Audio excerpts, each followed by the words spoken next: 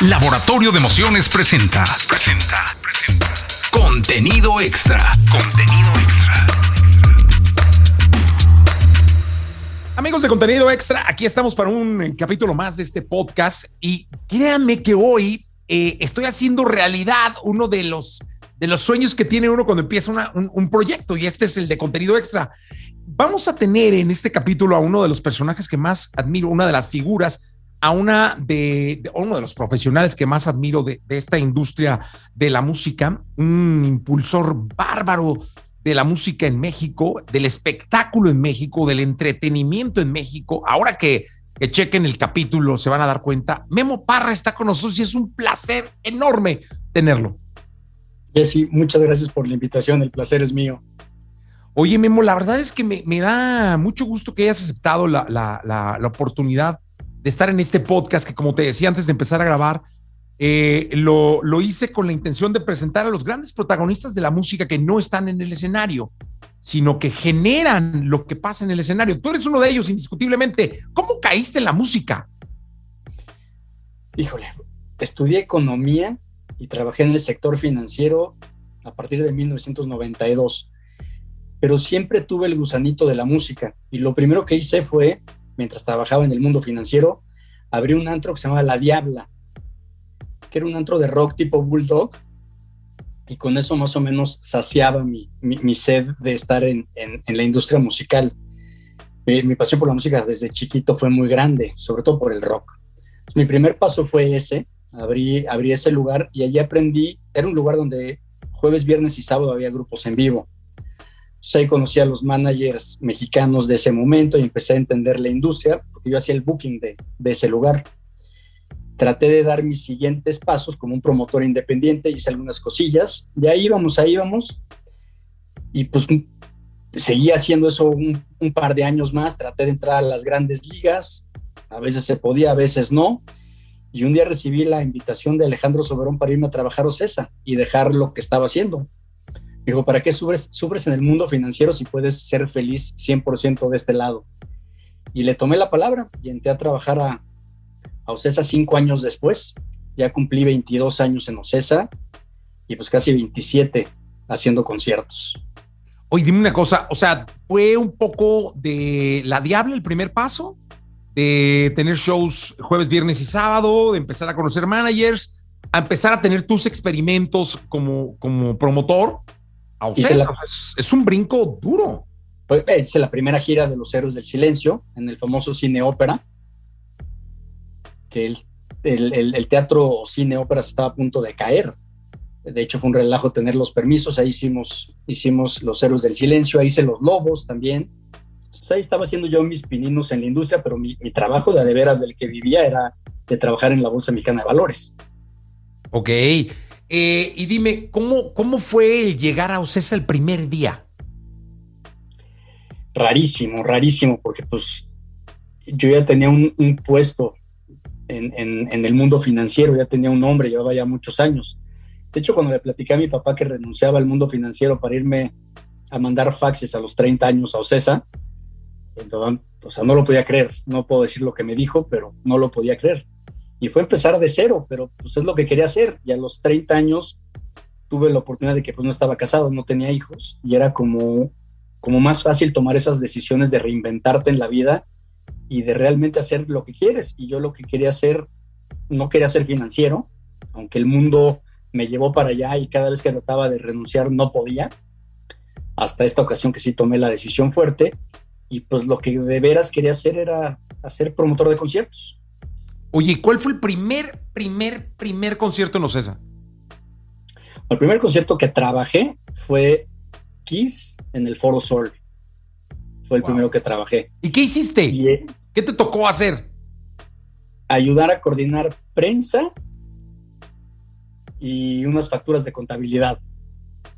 Wow. Pero pues, las cosas salieron. Eso fue febrero de 1999, y para marzo del 2000 ya era director de Internacionales de Ocesa Presenta. O sea que en un año todo salió muy bien. La decisión que tomé fue la adecuada, las fichas se acomodaron dentro de Ocesa y pues fue un año de aprendizaje, pero pues al año ya estaba realizando mi sueño. Oye, ¿y cuál fue el primer show que hiciste ya tú? O sea, bajo tu cargo totalmente de Memo, es decir, ya no facturas, ya no prensa, ya bajo tu responsabilidad. Buquearlo y ser 100% yo responsable fue Sting en enero del 2000. Oye, y cuando haces este tipo de shows, ¿conoces al artista o solo al manager o cómo es la situación? Porque luego me he dado cuenta que las grandes estrellas respetan mucho a los promotores, es decir, le tienen un lugar y un cariño muy especial a quien los contrata, que los lleva, los trae, pero yo no sé si luego al promotor le dé oportunidad a este nivel, aquí Sting y todos los que has hecho, que ya vamos a platicar, de conocerlos. Depende. Hay promotores que les gusta mucho hacerse amigo de los artistas y hay promotores como yo que a mí me gusta hacerme amigo de los managers y de los agentes. Yo tengo muchos más amigos agentes y managers que artistas. Me gusta más el camino corporativo con ellos, de hacer una amistad con ellos que con el artista. Sí tengo algunos que son amigos, pero te repito, mis verdaderos amigos en la industria son los managers y agentes. Oye, Memo, y es que empezar en un puesto como este, con los presupuestos, me imagino que los proyectos que te marca un reto como dirigir la parte internacional de una compañía como es Ocesa, debe ser algo complicadísimo. ¿Cuál es el año que más eventos hiciste en tu vida? Debe de haber sido el 2016 o 2015, creo que es 2016, cuando hicimos 3 Coldplays en el Foro Sol, 2 Guns N' Roses, 2 Rolling Stones, 2 Maroon 5. Un año muy bueno para el Foro Sol. Obviamente ya estábamos creciendo en festivales. Ese fue un gran año. Pero digamos que debiste haber hecho conciertos 120 importantes. conciertos. En un año. Sí. O sea, contando los chicos de Plazas Condesas, ¿te acuerdas del Salón 21? O sea, vas haciendo conciertos desde 1,000 personas hasta las 65,000 que caben en un Foro Sol. 120 son 2 por semana y semanas de 3, ¿no? Sí, el calendario se junta. Febrero, marzo, abril y principios de mayo es durísimo, trabajas casi todos los días. El verano es muy relajado en México por 2 cosas. Uno, porque es temporada de lluvias, entonces es peligroso hacer cosas al aire libre por cancelaciones. Y la otra es que el verano también los artistas grandes están o en giras de anfiteatros en Estados Unidos o están en giras de festivales en Europa. Entonces se libera como el verano para México. Y después empiezas septiembre, octubre y noviembre a todo lo que da. Oye, ¿cuál es el concierto más grande que has hecho en tu vida? Depende de qué. El que más me he sentido orgulloso y fue como un sueño hecho realidad fue hacer a Roger Waters en la gira de The Wall.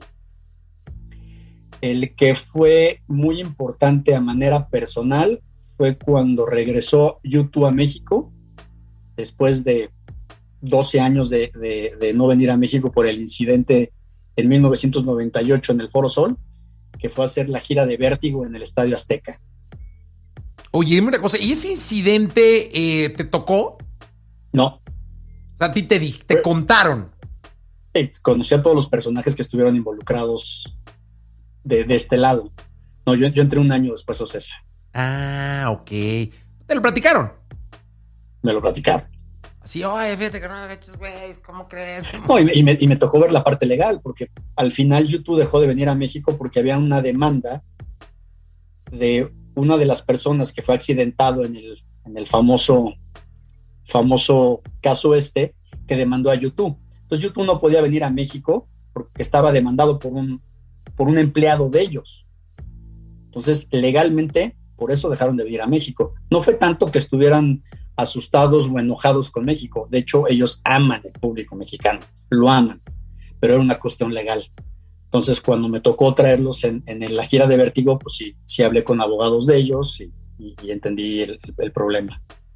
Oye, ¿cuál es el concierto más difícil que has hecho en tu vida? El día que llovió en el Corona Capital, que tocaba Massive Attack, que cayó una lluvia de esas de 4 horas, donde la gente se la estaba pasando mal. Tuvimos que tomar la decisión de parar todos los escenarios. Ya te explicaré al ratito todas las medidas y protocolos de seguridad que tenemos en OCESA, que son muy importantes, que la gente no sabe todo lo que hay atrás para resguardarlos. Ese día, después de trabajar un año, porque el Corona Capital no trabajas un mes antes del festival, trabajas antes de que pase la edición, ya estás contratando a la edición que sigue. Es un trabajo muy duro de todo un año, y es como un embarazo. El día del festival es cuando nace la criatura y se te quitan muchos de los pesos que tuviste durante todo el periodo para llegar ahí. Y ese día, cuando veías llover, enlodarse, la gente no pasársela bien, tener que parar el festival, la gente ya no podía llegar de un lado al otro del festival, fue como 2 horas que sí, fue una frustración total. Creo que fue la primera vez y la única que he dicho, ¿por qué estoy haciendo esto? ¿Por qué me dedico a esto? Es como cuando haces una graduación, digamos, y algo pasa en la ceremonia, ¿no? No, y ver que toda la gente se la está pasando mal, no, fue algo duro.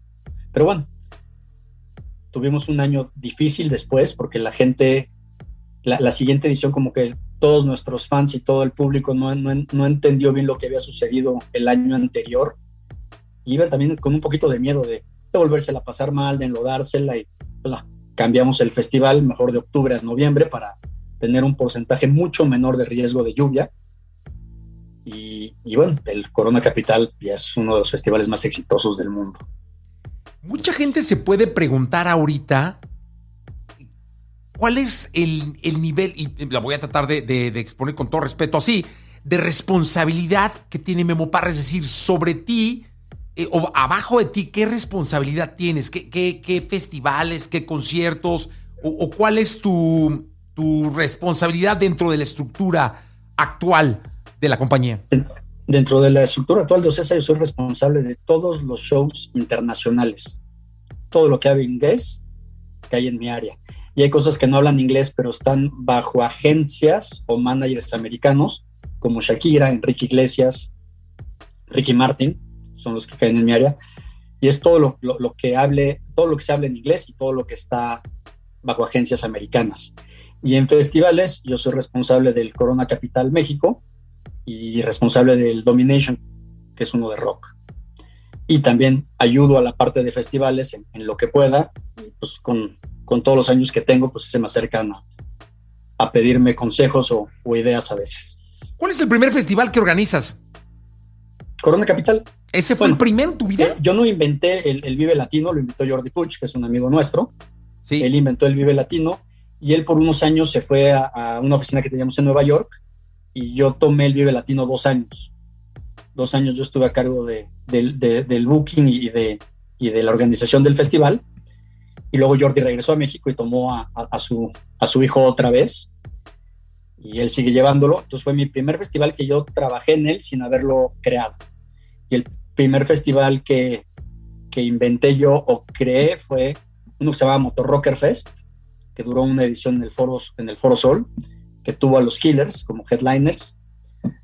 También trabajé en el Zero Fest de Coca-Cola, que también estuvo en el Foro Sol y en Guadalajara y en Monterrey, y después la creación del Corona Capital.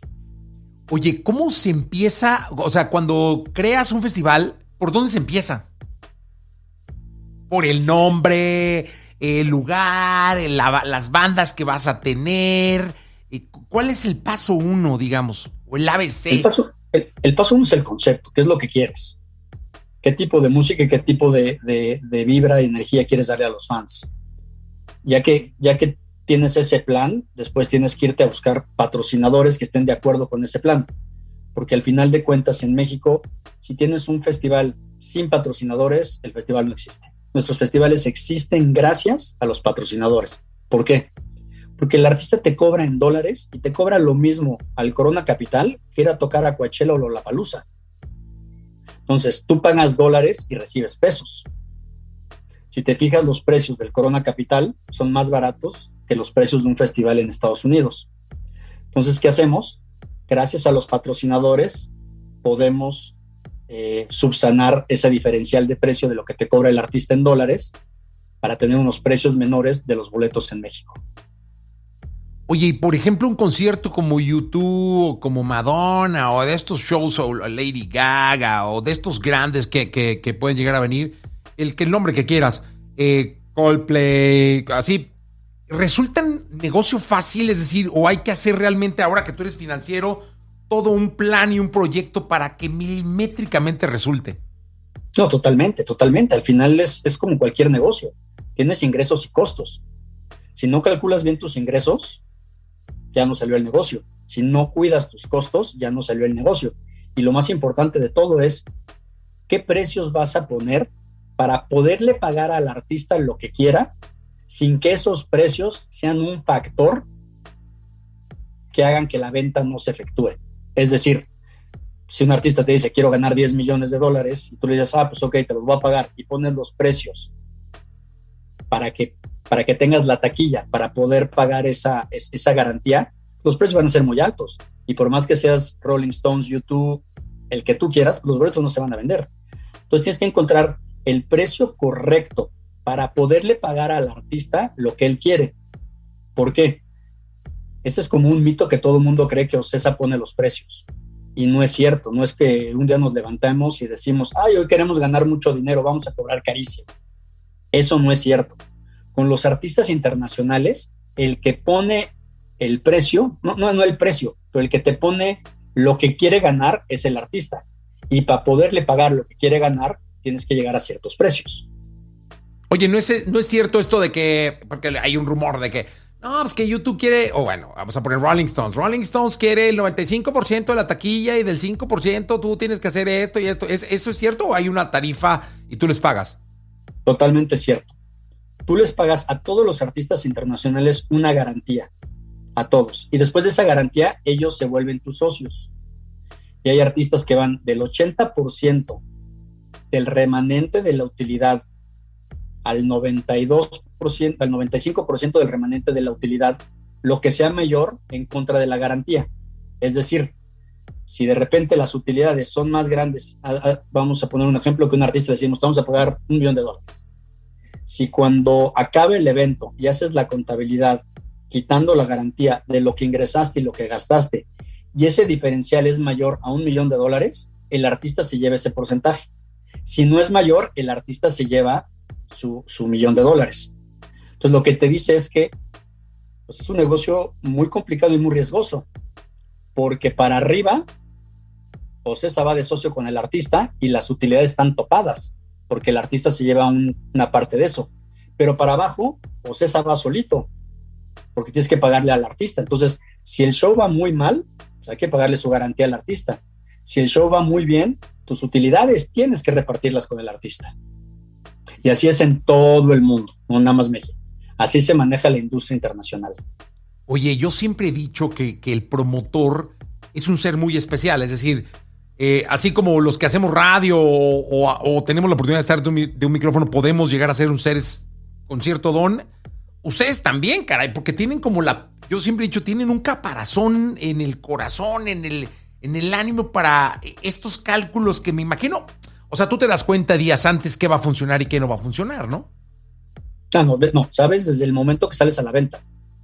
En el momento que sales a la venta, a los 10 minutos ya sabes el patrón de cómo estás vendiendo por secciones, por precios, y ahí ya sabes exactamente lo que va a pasar. Sabes si estás en problemado, si hay que trabajar mucho en el evento o si es un hit. Y al final de cuentas, el ser promotor, necesitas dos cosas muy importantes. Una es tener pasión por la música. Si no tienes pasión por la música, este es un muy mal trabajo porque, pues, como lo acabas de decir, trabajas cada tercera noche. Entonces, los días tienes trabajo de oficina y en las noches tienes trabajo en el lugar. Entonces, tu vida personal sí es complicada porque tienes mucho trabajo. Entonces, tienes que tener esa pasión por la música, entender la música y tener como dicen, ese gut feeling, como dicen en Estados Unidos, ese estómago para poder decir, no, pues Kiss yo creo que vende un Palacio de los Deportes o yo creo que Kiss vende un Foro Sol.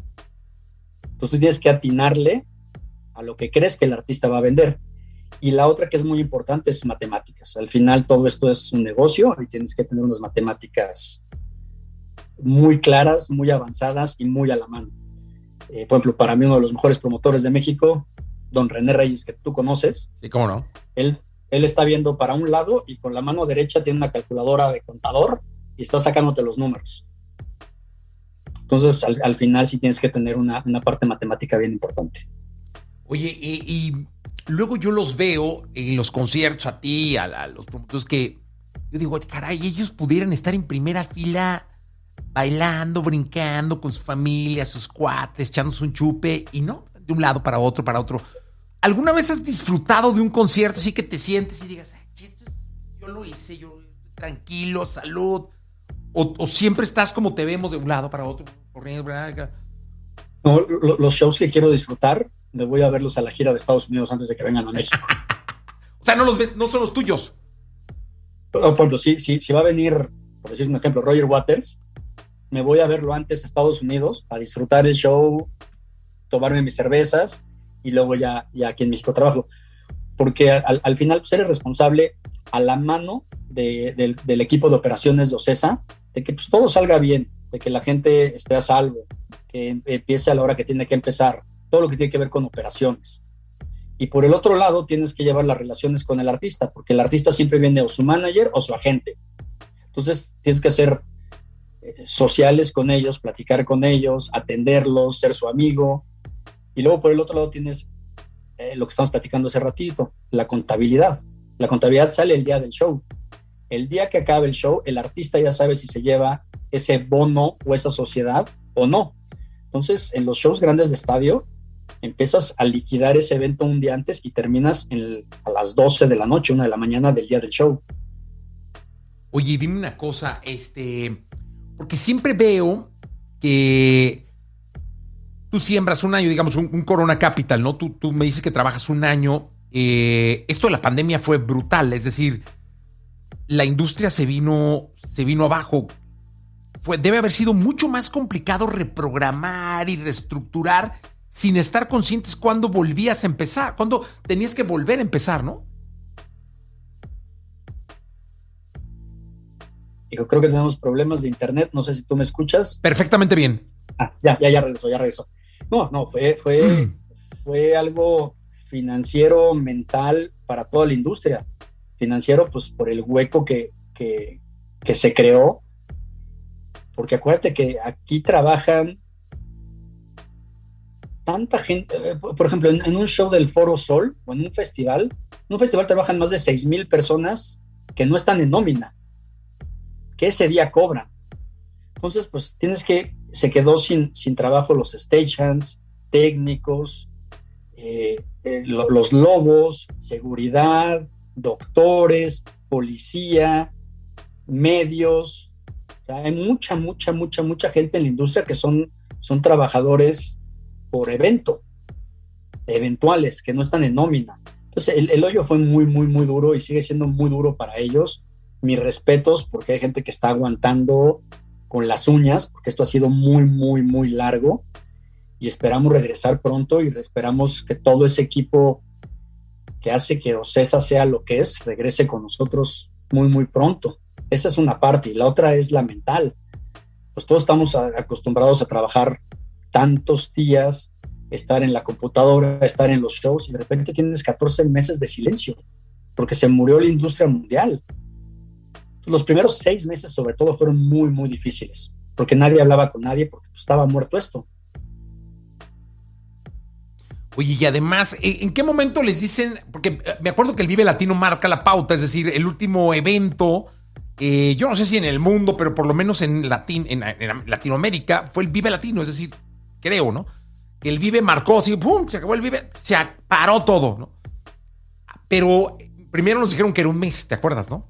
Tranquilos, es de 20 a 20, no pasa, de 20 de marzo a 20 de abril, es una cuarentena de un mes, ya sabes. Y luego, no, otro mesecito, tranquilos, vamos a aventar otro mes, de mayo a junio, pero ya en julio, todo se está reprogramando para julio, me acuerdo que decía, ¿no? julio, agosto, ¿no? Sí salimos, julio, agosto. Y luego, no, todo lo están mandando para septiembre, octubre. Y luego, no, hasta el 2021. Pero dijiste las fechas exactitas. Cuando pasa esto, teníamos festivales como el Pal Norte o el Corona Capital de Guadalajara que estaban a un mes de suceder. Y todos, no nada más México, sino la industria, creíamos que íbamos a regresar en 3 meses. Entonces, con los artistas reagendamos esos conciertos de mayo para septiembre con toda la confianza. El artista y nosotros que para septiembre estábamos bien. Y pues no, ni cerca. Entonces fue una bola de nieve porque pues no sabías cuándo iba a parar esto o cuándo iba a abrir esto. Entonces es muy difícil enfrentarte a lo que no conoces. Sí, porque hazte cuenta, yo he tenido el termómetro porque finalmente en el programa de radio siempre estoy entrevistando artistas y no paramos, ¿no? O sea, el Zoom nos sirvió muchísimo, todos transmitiendo de casa, luego regresamos, por ahí regresamos una vez, creo que en noviembre. Luego vinieron los de diciembre, las 3 o 4 semanas de enero, que fueron semáforo rojo, que eso terminó de aniquilar todo. Y luego regresamos, pero entonces he tenido como el contacto. Los artistas hicieron saque canciones. O sea, fue un universo de canciones brutal. Y streamings. Y streamings, shows en streaming. Alguna vez llegamos a contar en Instagram, cuando empezaba la pandemia, 85 artistas haciendo streaming en una noche de un viernes, me acuerdo, ¿no? O sea, que fue una locura. Sí es que salvaron o fueron una bocanada de oxígeno los shows en streaming. Una bocanada de oxígeno, porque pues, los artistas recibieron algún tipo de ingreso que ayudó a mantener sus equipos. En Ocesa también fue una parte de ingreso que ayudó a mantener algunas partes de la compañía, pero pues al final no es a lo que nos dedicamos y pues nada más es una cerecita, pero no es el pastel que estamos acostumbrados y el pastel que necesitamos para tener una compañía como la que tenemos o para que la industria esté viviendo como estaba acostumbrada. Y se quedan para la forma en que Memo ve la industria de la música, se quedaron, o sea, llegaron para quedarse los shows en streaming. De cierta manera, yo creo que lo que va a suceder va a ser cuando un evento esté agotado, vas a poder sacar el streaming para que lo vean los que no pudieron comprar boletos y va a ser un ingreso más para la industria, o que tu streaming esté geolocalizado para ciertas ciudades o estados del país donde la gente no puede venir al concierto. Entonces yo creo que sí va a poder suceder y aparte pues va a ser otra emoción de streaming, porque esta es manera personal mía, pues ver a alguien sentado en la sala de su casa cantando sin alimentarse de ese regreso del público, ni el público de él, ni él del público. Se me hacía como muy complicado. Pero imagínate un streaming, tú vives en Guadalajara, Saltillo, Hermosillo, donde sea, y tu artista favorito está tocando en la Ciudad de México o Guadalajara, y tener ese streaming en vivo, viendo al artista en lo que sabe hacer, en esa interacción con el público. Entonces tu streaming es otra manera de verse. O sea, sabes que hay público, sabes que gente está llorando, gente está gritando, gente está feliz, y pues eso lo vibras en el streaming, y yo creo que es una manera diferente de vibrarlo. Entonces yo creo que sí, los streamings se quedan, pero de otra manera. Oye, ¿y cómo ve Memo Parra la música para los últimos 4 meses, digamos septiembre, octubre, noviembre y diciembre? ¿En vivo? Sí. Todo depende, 100% de las autoridades. Nosotros seguimos a pie lo que dicen las autoridades, y lo que ellos van a ir liberando, nosotros vamos siguiendo las reglas que ellos van dando. Entonces, por ejemplo, pues primero dieron autorización de los autoconciertos, ya los hicimos, ya tenemos autorización ahora para hacer pequeños corralitos con capacidades reducidas, y vamos a ir ahí y vamos a ir siguiendo lo que nos van diciendo. Entonces esperamos que pronto nos sigan dando buenas noticias y que se sigan abriendo las capacidades como se están abriendo, y esperar regresar pronto, pero estamos atentos y al pie de lo que digan las autoridades. Oye, va a tener mucho que ver, yo siempre soy convencido que tiene mucho que ver nosotros, es decir, el público. Los que vamos al concierto tiene mucho que ver de nuestro comportamiento, que nos apeguemos a las medidas que nos dicten ustedes como organizadores para que esto siga avanzando. porque si nosotros somos los primeros que rompen de alguna manera las reglas, pues somos nosotros los que estamos poniendo en entredicho la continuidad, ¿no? 100%. De hecho, yo hablo con muchos clientes en Europa y en Estados Unidos. Y en Estados Unidos ya la máscara ya se la quitaron porque pues la mayoría están vacunados o ya llegaron a un momento de hartazgo. En Europa tienen otros problemas, pero muy pocos me creen que en México, por lo menos en la Ciudad de México, sales a la calle y todo el mundo tiene máscara. O sea, pasas por una construcción y ves a los maestros con máscaras, ves el transporte público y se están bajando con máscaras. No tanto los comercios que te hacen entrar con máscara, sino que ves a la gente realmente caminando en la calle con máscara. Pues ojalá que sigamos con esa tradición, esa educación, esa manera de vivir, porque yo creo que cuando regresamos a los conciertos, una parte va a ser esa, va a ser todos los protocolos que tengamos que seguir con los lineamientos del gobierno. Y el comportamiento nuestro tiene mucho que ver. Oye, Memo, quiero que nos expliques algo. Y digo, de manera factible, yo lo sé, pero quiero que tú lo pongas en contexto para la gente. Y dice la edición número 32 de los Pollstar Awards. Dice lo siguiente: el Corona Capital y el EDC de la Ciudad de México son reconocidos entre los más importantes festivales musicales de la década. Pero explícanos qué es Pollstar y qué son los Pollstar Awards. Pollstar es la Biblia de la industria de la música en vivo. Es lo más importante que hay. Haz de cuenta que es el Billboard de la industria grabada. Exactamente el mismo tamaño. O sea, por eso son los Billboard Awards y por eso, bueno, ahorita ya no tanto, pero años pasados, dependiendo de cómo salieras en las listas de Billboard, era como te iba. Y era la medición de la música. Era la manera de medir la música, dependiendo de los listados de Billboard. Pollstar es lo mismo, pero para la industria de la música en vivo. O sea, es la Biblia de la Biblia. Y tienen unos premios anuales. Y ahorita van a sacar el premio al mejor festival de la década. Y son 10 festivales los que están nominados. Pero son festivales como Coachella, Lollapalooza Chicago, Glastonbury, o sea, los grandotes. Y de esos 10, México tiene 2. Corona Capital y EDC. México. Lo cual se me hace increíble porque te quiere decir que los mexicanos cuando hacemos algo y nos proponemos, lo hacemos muy, muy, muy bien.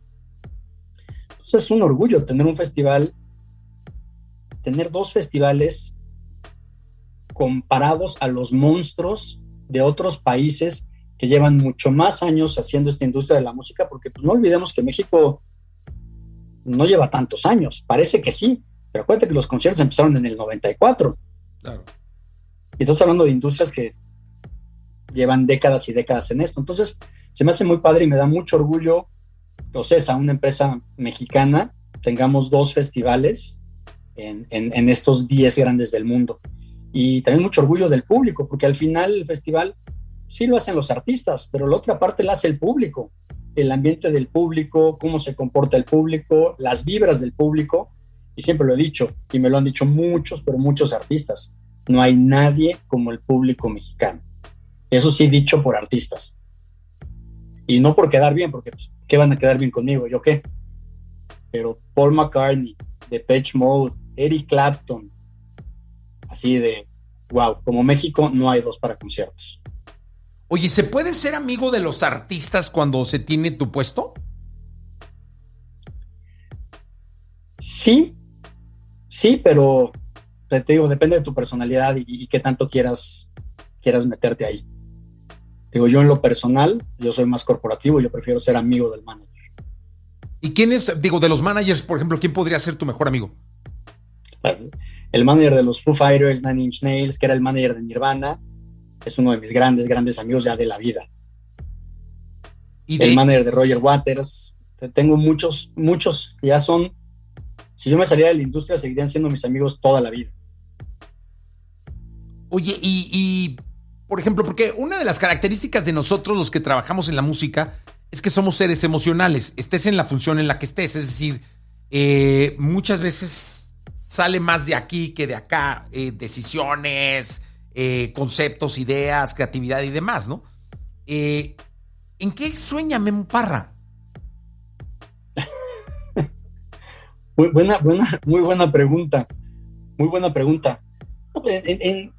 Lo que más me importa es, después de tantos años, que me siga llenando lo que hago como me ha llenado todos los años. En el momento que ya no sienta lo que vibro en hacer esto, tengo que retirarme en ese momento. Porque es como todo, cuando platicas con alguien y te pregunta qué te dedicas y le dices, te dice, tienes el mejor trabajo del mundo. Y sí es cierto, es el mejor trabajo del mundo, pero al mismo tiempo es muy, pero muy, pero muy matado. Oye, y si te dijeran, por ejemplo, oye, Memo, ¿sabes qué? Pues ya te vas a dedicar, o sea, no sé, un duende o un ángel o lo que fuera, ¿no? Ya te vas a dedicar a otra cosa, vas a ser feliz, pero vas a hacer el último show antes de dedicarte a otra cosa, ¿no? ¿Cuál sería? No te lo voy a decir te lo voy a decir por varias cosas. Por el artista, por trabajar con el equipo del artista. Al final de cuentas es como cualquier industria. Hay unos equipos de artistas, managers, producción, su gente de marketing, etcétera, que es un verdadero placer trabajar con ellos.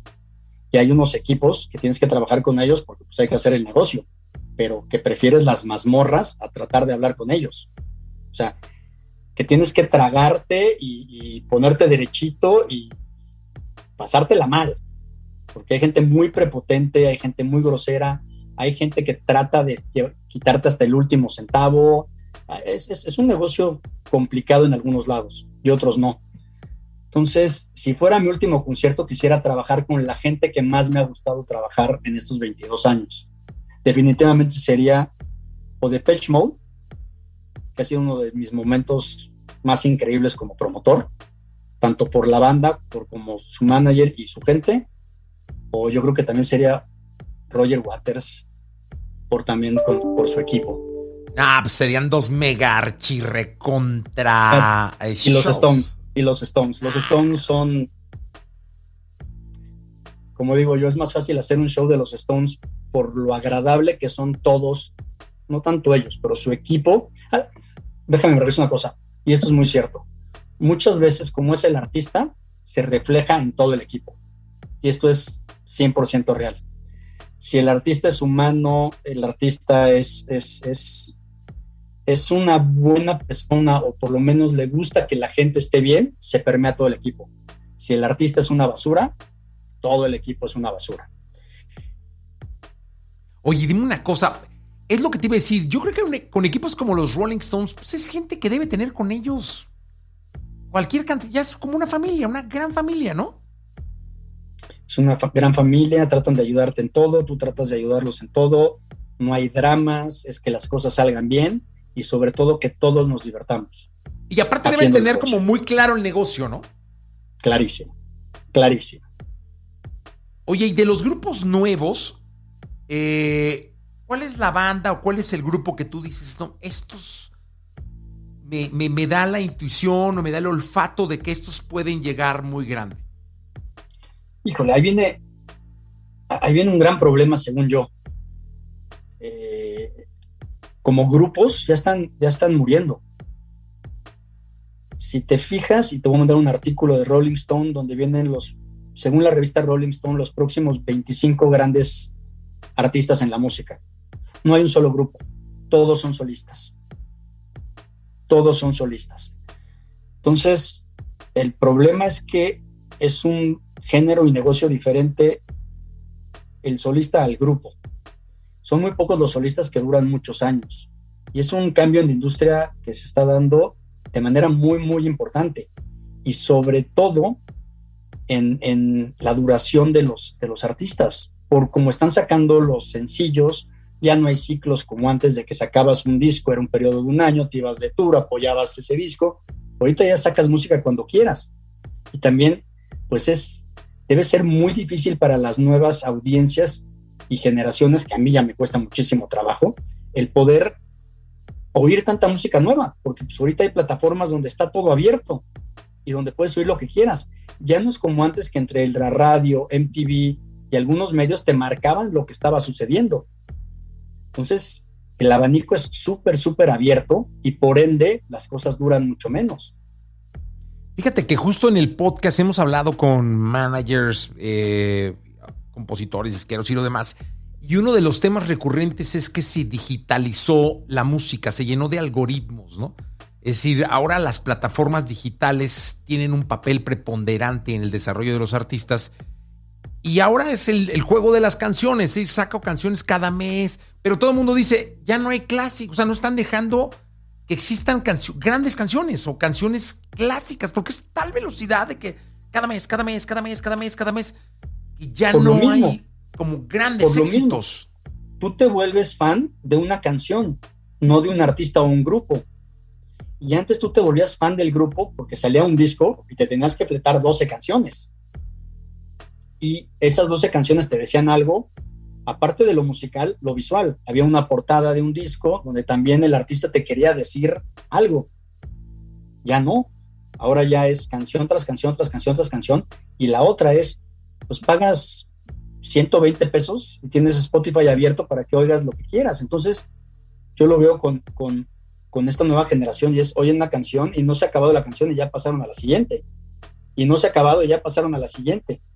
Se volvió algo muy, muy, muy rápido. Es hit tras hit, tras hit, tras hit, tras hit. Oye, ¿te das cuenta que muchos de los que te compran boletos nunca entraron a una tienda de discos? Totalmente, totalmente, totalmente. Muchos de ellos nunca entraron a una tienda de discos. Sí, y es una tristeza porque era toda una aventura ir a una tienda de discos. Muchos de ellos no saben qué es un álbum.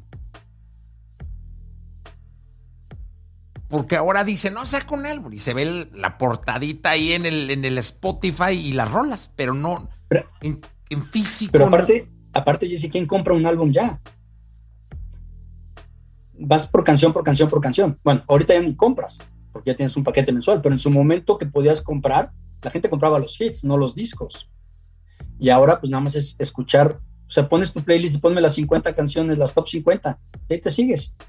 Oye, ya ni hablar de la 2 del lado B, ¿te acuerdas? No, es el lado B, no, el lado B ya no existe. No. Es más, muchos no van a entender de qué estamos hablando tú y yo ahorita. Totalmente de acuerdo.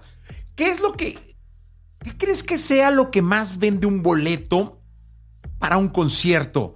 La tele, la radio, la prensa, las plataformas, YouTube, todo en conjunto, la estrategia digital, o el Facebook, Instagram, o qué crees que sea lo que, o depende del artista, qué crees que sea lo que realmente hoy en día detone una venta de boletos?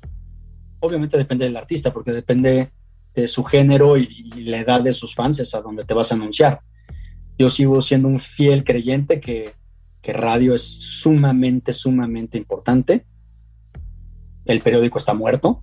Cuando antes, hace todavía 10 años, la página del domingo del periódico era donde anunciabas los shows grandototes. Y era una página completa para anunciar a los Stones o anunciar a Peter Gabriel o es más, había hasta carteleras. Eso ya murió. Pero el radio para mí sigue siendo muy importante y pues obviamente ya todo lo digital. Por ejemplo, para un artista como los Stones, ¿qué sería? Los Stones es radio, mucha televisión y mucho digital. O sea, el mix depende el mix de medios dependería bastante de los artistas, ¿no? Claro, y digital pues es diferente, no vas a anunciarlos a los Stones en YouTube, pero los vas a anunciar en noticieros o programas vía digital anunciando el concierto. ¿Y dónde escuchas música, Memo? Spotify, tengo que estar lo más pegado a lo nuevo para poder seguir entendiendo lo que está pasando, porque esto va a pasos agigantados. Lo que hoy gusta, mañana ya no. Es muy complicado. ¿Y ves videos? No, eso sí, ya casi no. O sea, y los extraño mucho. Sí, cómo no. Claro. O sea, realmente te vas a las listas de Spotify y ahí vas viendo qué está moviendo. Y leer todo lo que pueda. Leer todo lo que pueda de todas las revistas en el mundo de música. ¿Y de quién eres fan?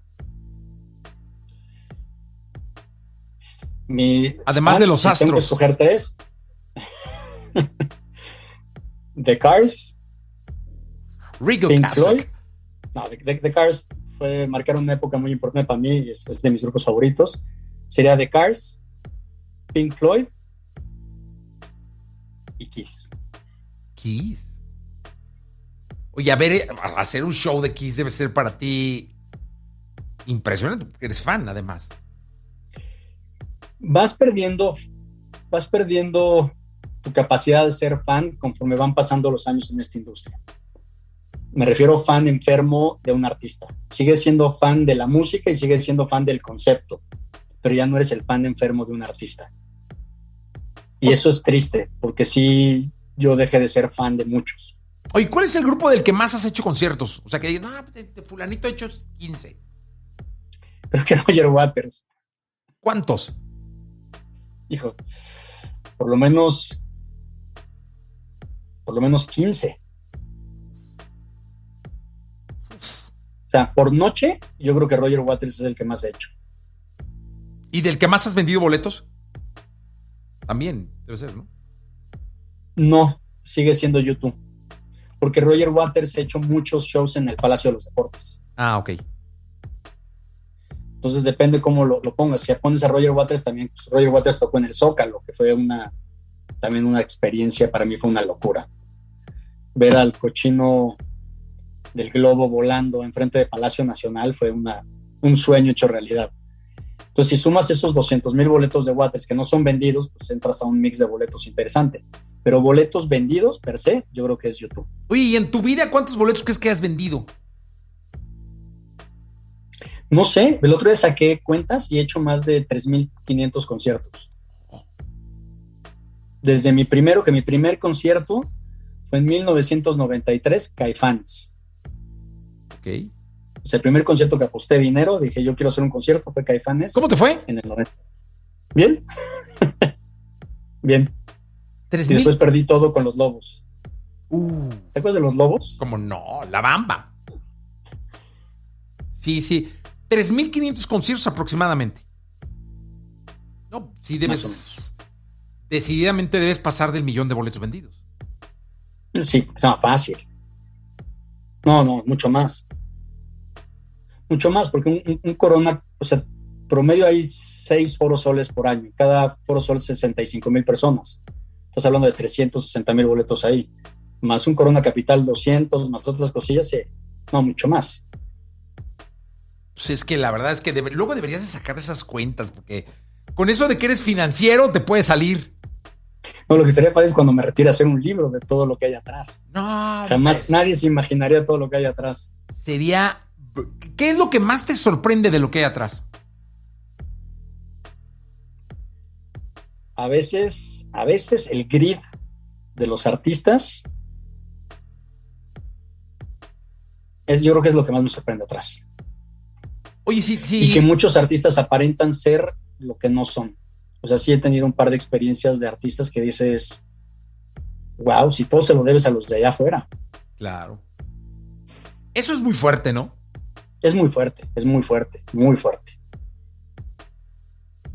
Y hay otros no, hay otros que son unos profesionales y saben que todo se lo deben. Es como yo creo que como cualquier cosa en la vida, ¿no? Hay buenos doctores, hay malos doctores, hay de todo. Y pues los artistas muchos se disfrazan o se pierden tras bambalinas.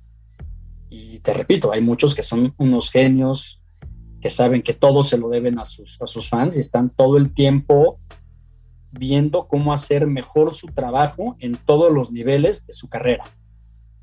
Hay otros que son financieros, o sea, que son negociantes, porque a mí me ha tocado estar con un manager, no digo nombres, y que el artista, ya ves que hacen sets que están en medio de la arena, ¿no?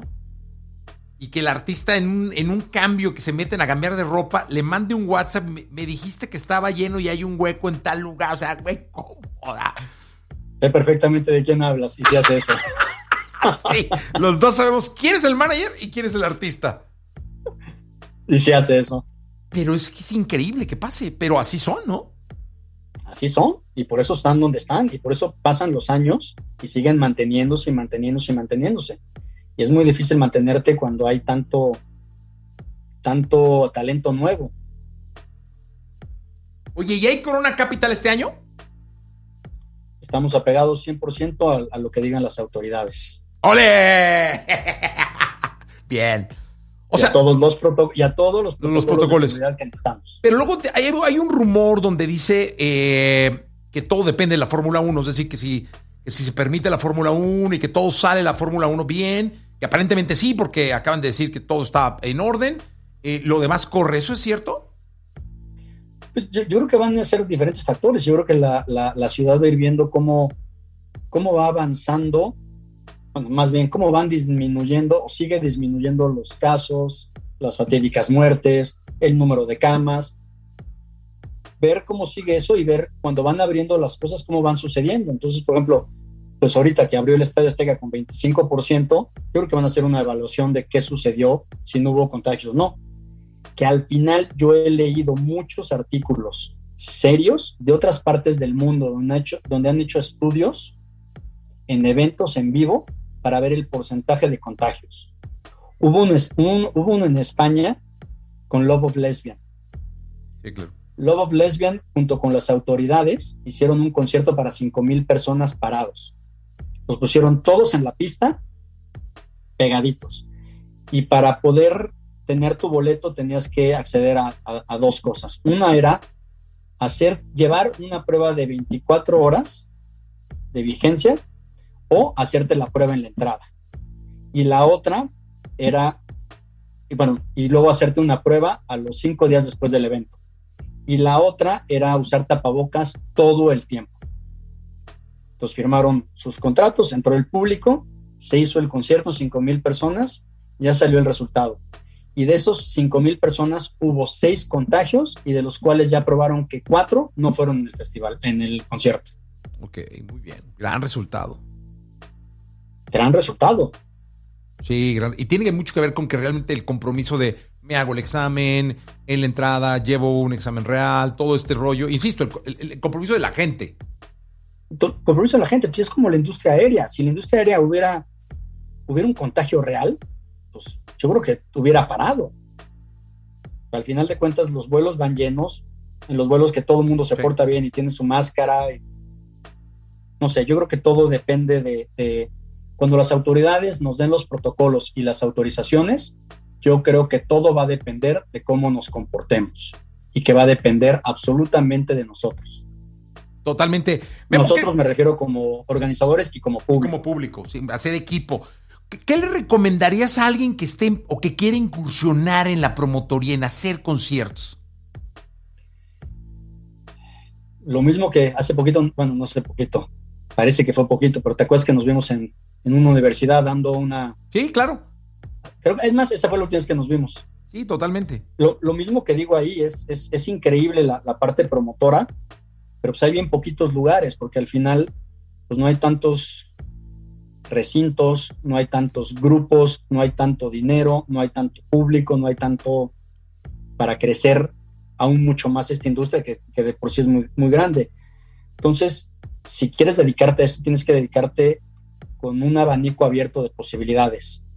De que pues a lo mejor no eres promotor, pero a lo mejor eres manager, pero a lo mejor te gusta la producción, o a lo mejor te gusta la parte legal de la industria, que eso no hay mucho, y eso también es bien padre. Entonces hay como muchos ámbitos que te puedes dedicar si es que la promotoría no la consigues por X razón.